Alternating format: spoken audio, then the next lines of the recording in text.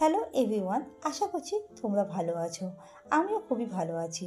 আজকে আমি ফুলকপি দিয়ে একটা নতুন ধরনের রেসিপি তৈরি করে দেখাচ্ছি। এটা ভাত, লুচি, পরোটার সাথে খেতে দুর্দান্ত লাগে। সবসময় একঘেয়ে আলু দিয়ে ফুলকপি তরকারি সবসময় ইচ্ছা করে না, তাই একটু অন্যভাবে ফুলকপিটা তৈরি করে দেখো। তার জন্য ফুলকপিগুলো ভালো করে ধুয়ে একটা প্লেটের মধ্যে তুলে রেখে দেবো। আর এর মধ্যে একে একে নুন, হলুদ আর সামান্য কিছুটা লঙ্কার গুঁড়ো দিয়ে দেবো। মশলাগুলোর সাথে মাখিয়ে ফুলকপিটা 5 মিনিটের জন্য রেস্টে রেখে দেবো। মাখানো অবস্থায় রেখে দিলে মশলাগুলো ফুলকপির মধ্যে ভালো করে ঢুকে যাবে। এরপর কড়াইতে গোটা জিরে, গোটা গরম মশলা, এলাচ, দারচিনি, লবঙ্গ আর শুকনো লঙ্কা, সামরিচ, একটা তেজপাতা আর অল্প কিছুটা মৌরি অ্যাড করব। সব মশলাগুলোকে ভালো করে নাড়াচাড়া করে নেবো। একটা মিষ্টি গন্ধ যখন বেরাবে তখন তুলে রেখে দেবো। ঠান্ডা হয়ে গেলে পেস্টটা তৈরি করে নেবো। কড়াইতে রিফাইন অয়েল দিয়ে দেবো বেশ কিছুটা। তার মধ্যে ম্যারিনেট করা ফুলকপিগুলো দিয়ে দেবো। অন্যদিকে একটা মিক্সির জারের মধ্যে টমেটো, কাঁচা লঙ্কা আর আদা দিয়ে একটা পেস্ট তৈরি করে নেবো। পেস্টটা হয়ে গেলে একটা জায়গায় তুলে রেখে দেবো। ফুলকপিগুলো দু সাইডে লাল করে ভেজে নেবো। ভাজা ফুলকপিগুলো অন্য একটা জায়গায় রেখে দেবো। এই তেলের মধ্যে পুরো রান্নাটা আমি করে নেবো। একটা শুকনো লঙ্কা আর অল্প কিছুটা গোটা জিরে আর গোটা গরম মশলা ফোড়নে দিয়ে দেবো।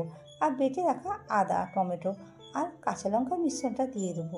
মশলাটা বেশ কিছুক্ষণ ধরে নাড়াচাড়া করে নেবো। মশলাতে যখন কাঁচা গন্ধটা চলে যাবে তখন এর মধ্যে আগে থেকে ছাড়িয়ে রাখা কড়াইশুঁটিগুলো দিয়ে দেবো। কড়াইশুঁটি দিয়ে আবার কিছুক্ষণ নাড়াচাড়া করে নেব। এর মধ্যে 2 চামচের মতন পোস্ত আর তিল বাটা দেবো। ভালো করে মশলাগুলো লো ফ্লেমে কষিয়ে নেব। আর 1 কাপের মতন দুধ অ্যাড করব। দুধটা দিলে টেস্টটা ভালো আসবে। দুধটা আগে থেকে আমি জাল দিয়ে রেখে দিয়েছিলাম। আর সামান্য কিছুটা চিনি অ্যাড করব। যে কোনো নিরামিষ তরকারিতে সামান্য চিনি দিলে টেস্টটা ভালো লাগে। গ্রেভিটা যখন ফুটে যাবে তখন এর মধ্যে ভেজে রাখা ফুলকপিগুলো অ্যাড করে দেবো। ফুলকপির সাথে মশলার সাথে ভালো করে মিশিয়ে নেব। আর তার মধ্যে 1 কাপের মতন জল অ্যাড করব। জলটা দেওয়ার পর স্বাদ মতন নুন অ্যাড করে দেবো। নুনটা আপনারা বুঝিয়ে দেবেন, কেননা ফুলকপি ভাজার সময় আগে আমি নুন ইউজ করেছিলাম।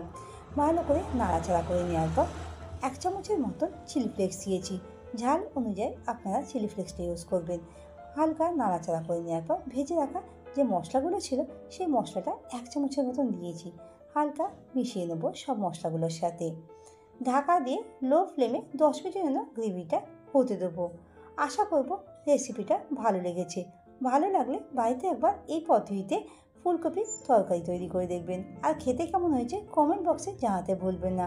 ভিডিওটা ভালো লাগলে লাইক আর শেয়ার করার অনুরোধ রইল। আর আমার চ্যানেলে নতুন বন্ধু হয়ে থাকলে চ্যানেলটিকে সাবস্ক্রাইব করার অনুরোধ রইল। ধন্যবাদ পাশে থাকার জন্য।